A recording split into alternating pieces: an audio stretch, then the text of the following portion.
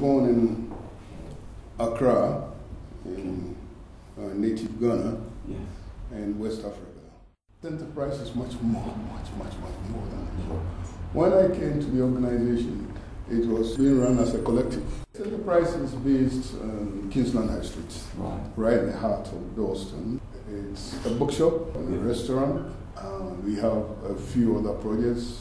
We run creative writing courses. Creative writing, okay. That's right. We run Black History courses.